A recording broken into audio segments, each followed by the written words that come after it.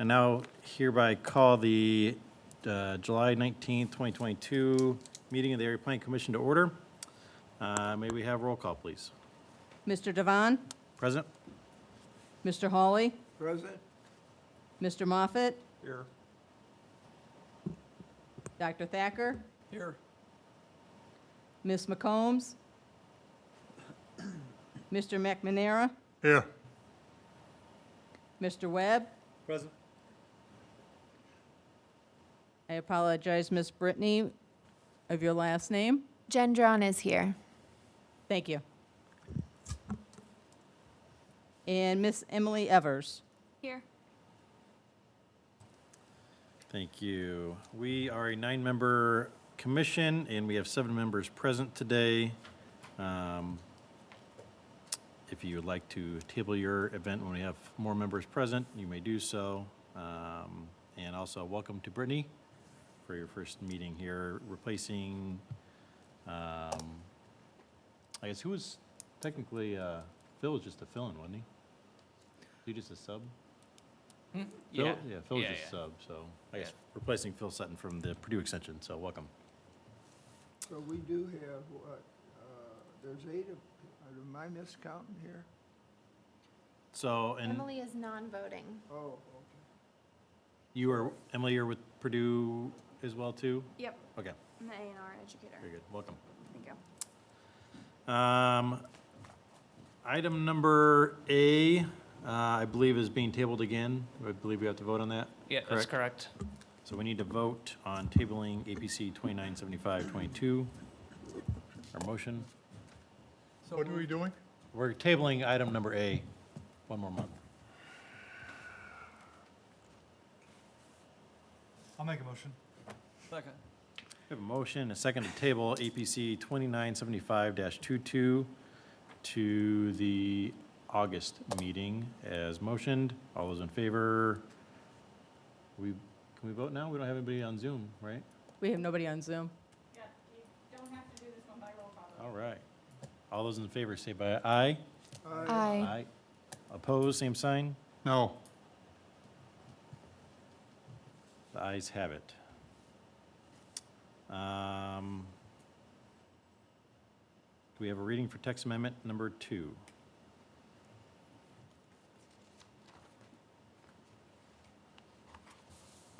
APC number 2980-22, petitioner, Area Plan Commission, amendment, a proposed ordinance amending title number,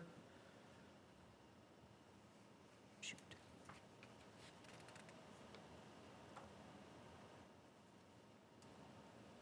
Fif- 15? 15, yeah. Land Uses, Chapter 153, subdivisions of St. Joseph County Code, Section 153.050, to exempt partial divisions of properties owned by public utilities or to be acquired by public utilities from subdivision compliance. Jurisdiction, St. Joseph County.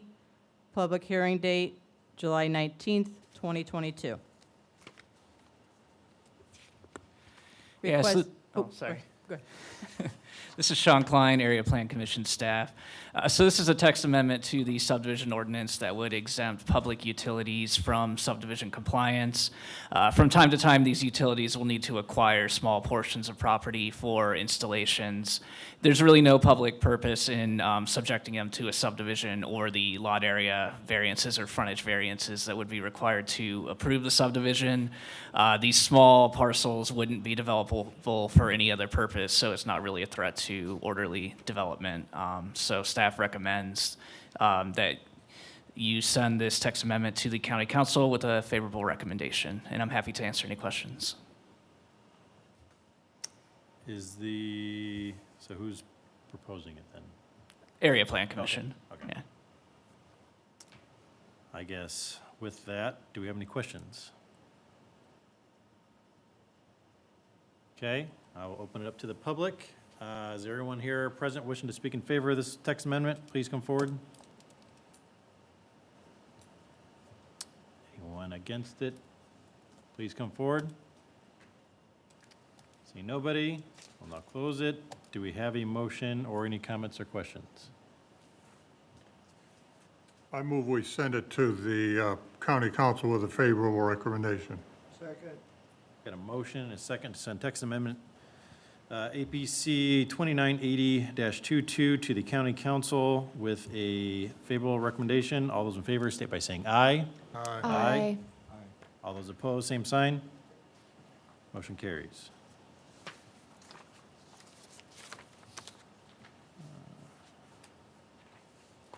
Comprehensive plan.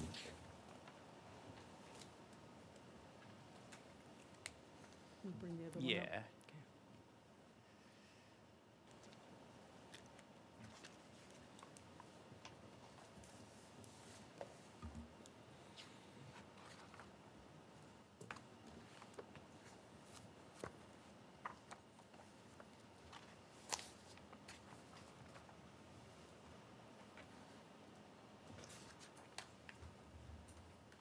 You can read it into the.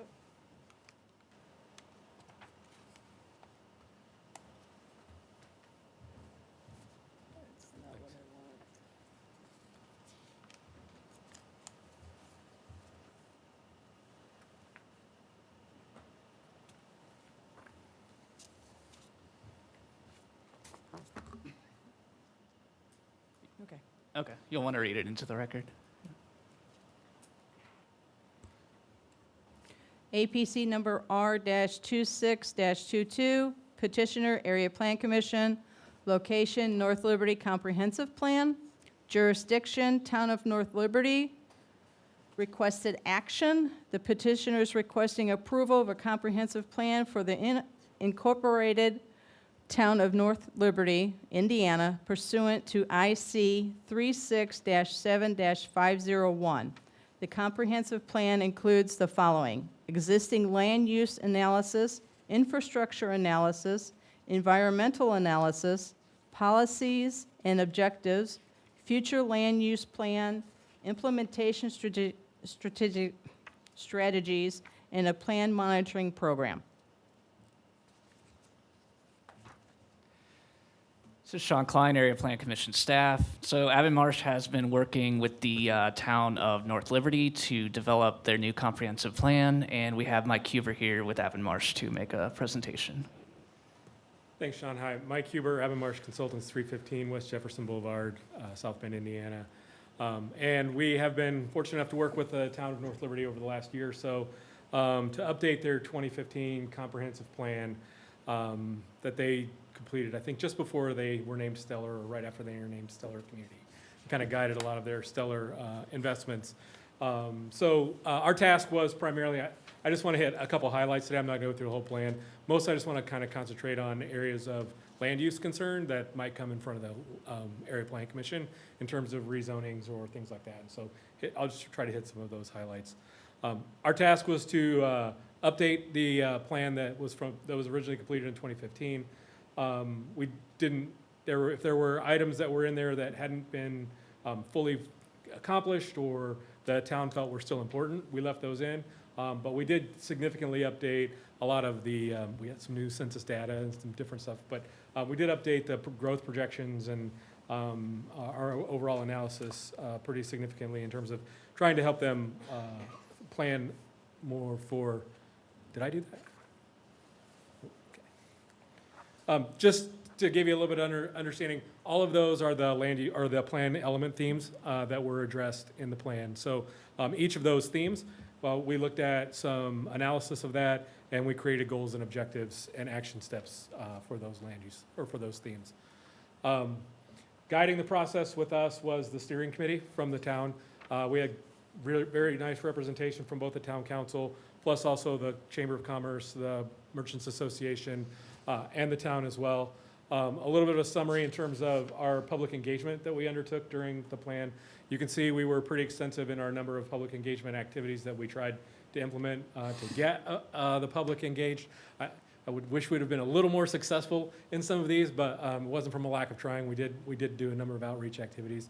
And as we looked at who did participate in the process, we was very strong representation from town residents who were involved. So we feel really good that we were able to capture the feelings of the town residents in the development of the process. Okay. So as we went through the process was organized around 4 phases. Discovery was where we did the bulk of our research. We did our existing conditions analysis and our context analysis. And we had some outreach engagement to the community in the form of 4 public surveys, 3 public surveys, 1 around parks, 1 around community character, and 1 around housing and development. The middle section, the visioning and framework, we went back out to the community to confirm the vision that the community had established in the original comprehensive plan to see if it needed any refinement. We also went out to confirm their overall growth objectives in terms of how much they want to grow, how fast they want to grow, and what still feels like the town of North Liberty in terms of their growth objectives. The framework is where we kind of pulled all of those planning element themes together and started looking at the goals and action steps and addressing things that might be needed to be looked at in the future land use plan and coming up with the steering committee and community priorities. Visioning and framework both included community workshops as a way to get additional community support and feedback in the process. And then the last section was the section we're in now. We created the draft plan. We've already presented that twice to the town council. One a little bit rougher draft, and then one that was more of a final draft we gave them last night. Our intent is after you guys approve today, we'll take the final version back to them on August 1st, the first Monday when they have their council meeting, and it'll be formally adopted by the town council at that time. The vision as it was identified in the previous plan really highlighted a number of things that were kind of their core values. That's quality of life, small town character, family values, quality education, conveniently located near South Bend and Potato Creek State Park. They want to maintain their unique identity where people love to live, work, play, and worship. And as North Liberty grows, we'll strive to preserve the traits that are valued by its residents and visitors alike. And so we really tried to take that out to the community to make sure that still resonated. And as you can see by the chart on the right, 88% agreed with the vision as it was stated. So we wanted to make sure, as we looked at adjustments to the land use plan, we were reinforcing all of those items that were, and values that were identified and stated so well in that vision statement. The growth milestones that the community and the steering committee came back, these aren't increases, these are totals that by 2041, so in the next 20 years, they'd like to have about a population of around 2,500. That feels comfortable to them, and that's going to get them about a total of 1,000, close to 1,000 housing units. And so as we looked at the future land use and as we looked at the growth strategies, our strategies for growth for the town, we kind of keeping those milestones in mind and saying, okay, well, what's that mean on an annual basis, and how do we go about attracting that level of future growth? When we looked at land use as well, we identified a few kind of key findings or key objectives. The first one is really recognizing North Liberty has that sense of safety, that quality education, and those small town values, that it's a community that's really well suited and set up to be attractive for future growth from families, that families will be attracted to want to live there, in particular to capture the benefits of living in a really high quality school district. And so that future but understanding that families will be attracted there, we want to make sure we weren't just so focused on one market, that when we looked at future residential development, we wanted to broaden the appeal to make sure that we're appealing to people in every life stage, including young professionals, empty nesters, and seniors. So it's attractive for a certain segment, but how do we make sure we have strategies that don't just limit to one segment and really do broaden that appeal to reach those growth objectives? There was a significant amount of investment by the town in the downtown as part of Stellar, and it really is a healthy and vibrant downtown. Maintaining that health and vibrancy for the downtown is integral also in attracting and retaining not just residents, but visitors to Potato Creek State Park. That's a pretty significant opportunity for the town. There's about 600,000 park visitors a year. And so that they've recognized that that's a significant strategy. Also, as we found out during the development of this plan, DNR is going to be building a new inn there, about 110 rooms. So there'll be even more people that might be attracted to to the quaint charm of downtown North Liberty.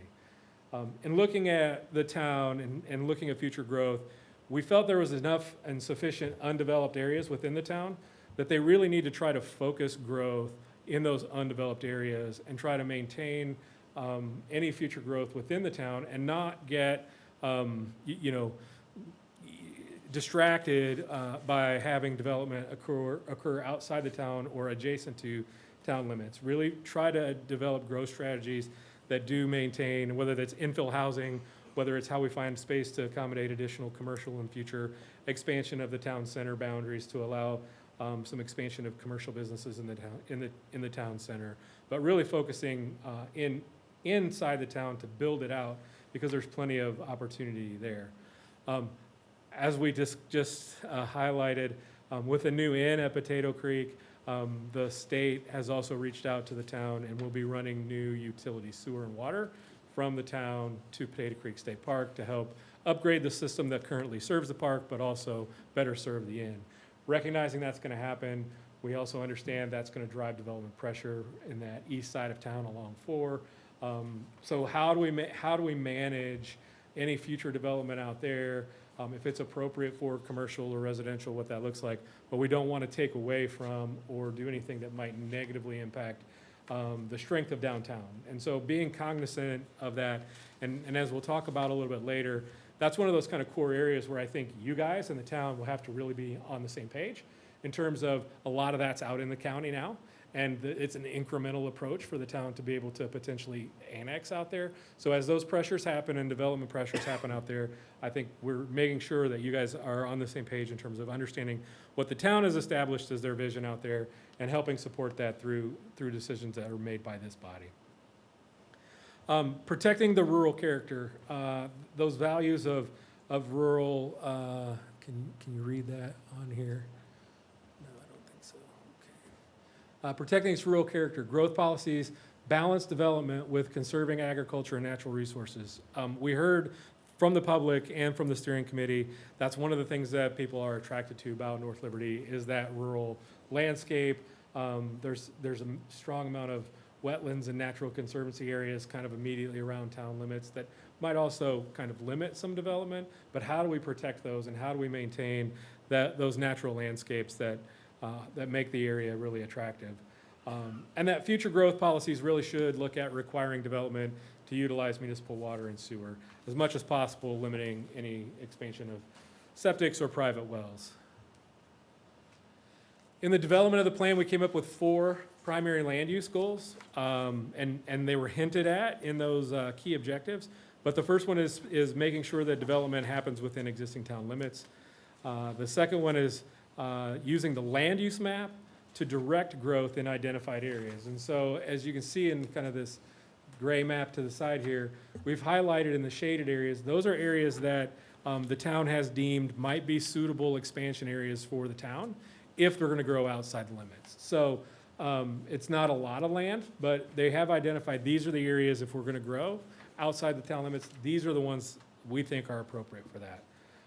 Land use goals 3 and land use goal 3 really speaks to that conserving green space and agricultural land uses. And then the fourth one I think is going to be an important one as it relates to the relationship between the town and this body. And that's making sure there's consistency between plans and ordinances relating to land use. It's this land use plan, the town zoning ordinance, the future land use plan of the county, and the county zoning ordinance, and making sure that we've got consistency between all of those documents and all of those policies to make sure that the goals of this plan can be achieved. Just quickly, this is an overview of the land use plan and a list of the land use classifications on the right. I didn't have the opportunity to kind of color code them so that they make sense, but it's primarily residential around the core town neighborhoods. If we've got new commercial, it's along the State Road 23 corridor. The kind of purplish in the center, that's the town center. We've expanded that town center zone a little bit. And then as we've moved out towards Potato Creek, we've identified a couple new land use classifications. So in the development of this plan, we kind of recognized some of these pressures and created 3 new land use classifications for this. in order to kind of meet the housing unit goal, the town currently only has a low-density and a high-density residential, and we thought we might want to look at ways we can incorporate utilizing the sewer and water and the smaller lots. Some of the low-density residential really does kind of, the lot sizes suit themselves to be moderate density. And so when we're looking at those infill lots or opportunities in the kind of traditional built-out area inside the city, we're looking at kind of instituting this moderate density residential, which is 4 to 8 dwelling units, maybe some two-family or attached townhouse, nothing super dense, but something that allows some flexibility in there to get a little bit more density in the town center where it makes sense. Recognizing that this allows them to kind of build on and meet the density goals and the growth goals within the vacant spaces within the town, and it provides them that flexibility. This will require either allowing some rezoning of some of the single-family, R1 single-family district lots, or going back in and revising the zoning district classification in the ordinance to allow some attached townhouse style stuff, nothing super dense, but currently duplex and single-family are both allowed in their single-family. I think duplex is by special exception. But then we've looked at this mixed-density residential, which is something that we feel is more appropriate. If we go back up here, we've got some parts of the, I don't know where the pointer is on this, but in particular, kind of, we've got that real light yellow in the center. These are some larger lot areas that maybe make sense from a larger development parcel standpoint.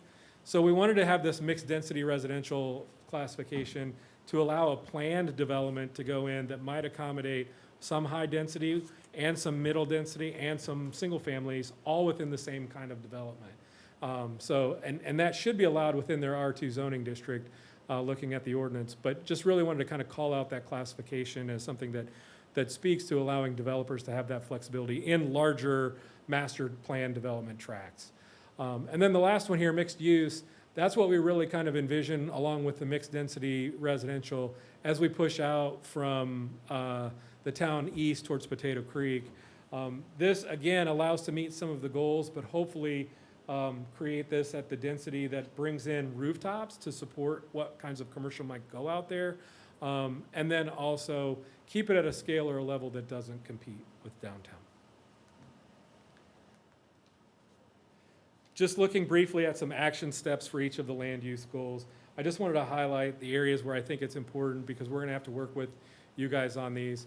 As we look at prioritizing development within the existing town limits, again, this is about that infill, so how do we identify those areas that are appropriate for infill, and how do we work with realtors and property owners to make sure people are aware that it's there and that we've got buildable lots.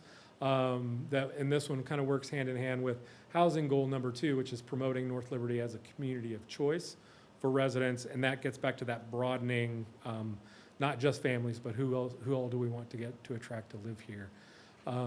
Then we want to make sure that as we're looking at new projects, new proposed projects, that there's coordination between the town and area planning staff on things that are happening kind of outside the area, so that we're aware of them and we know what's going on as it relates to being able to try to maybe find ways to get them to come inside the town limits instead of outside.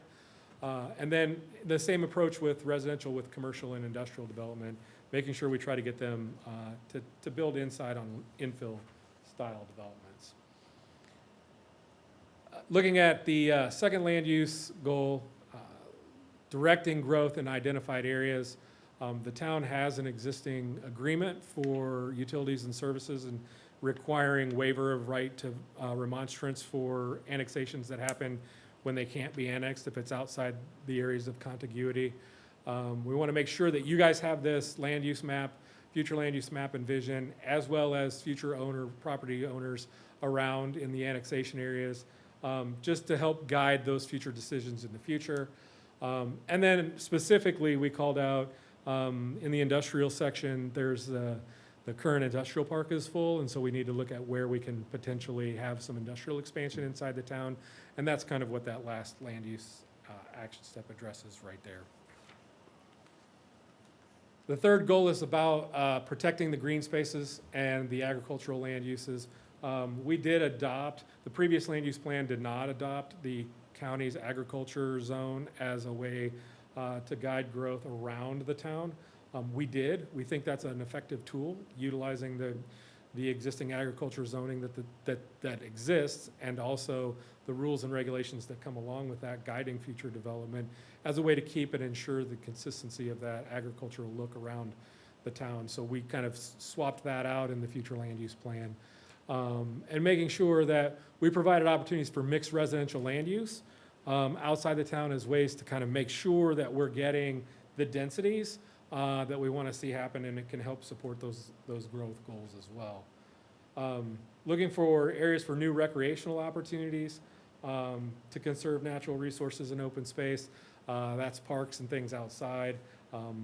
Looking at reinforcing the businesses complement the small town character of North Liberty. We want to preserve that community character and maybe provide incentives and permissions to new businesses by having them come downtown, or having them at least complement the small town character. And then making sure the land use map is considered by you guys when reviewing development applications out in those natural and agricultural areas. And the last one is, again, this is the consistency piece. So making sure that these policies are integrated into all land-related ordinances. That's the town zoning ordinance, that's the county's comprehensive land use plan, that's the things that you guys look at and use to guide your decisions here as well. We talked about a couple areas where in the residential piece, some of the ordinances might need to have some revisions made, and/or potentially some rezonings. And so we want the policies and the goals reflected here to help inform those decisions, both at the town level and at the county level, as those rezonings or those things inevitably come up in front of you guys. I think there's room for better coordination and cooperation between the town and area planning staff. When we look at how local officials are notified of projects that could impact the town or aren't consistent with the future land use map, just making sure that level of communication is there. And then, again, by you guys adopting this and having this available to you, that you will actually use this when you're making decisions that come before you moving forward. So that's really what I wanted to try to just kind of hit and highlight. I know Ben was a great participant in our process as a town council member. I don't know if you have anything you want to add at this point or not, Ben. But again, appreciate your guys' consideration of this. We did spend a decent amount of time working with them. We do feel confident and comfortable that we got the town and the town residents' feelings and thoughts in terms of what they want to see happen here. It's reflected in this plan, and appreciate you guys adopting this so we can take it back out to the town council. Thank you, Mike. Any questions or comments by member staff? We still got to do a public hearing, I'm assuming, or no? For this? Yeah. Yeah. So anyone present wishing to speak in favor of this comprehensive plan, please come forward, state your name and address. Anyone present wishing to speak against this petition, please come forward, state your name and address. Seeing none. Any other last comments or questions? Otherwise, may we have a motion? I would move we send it to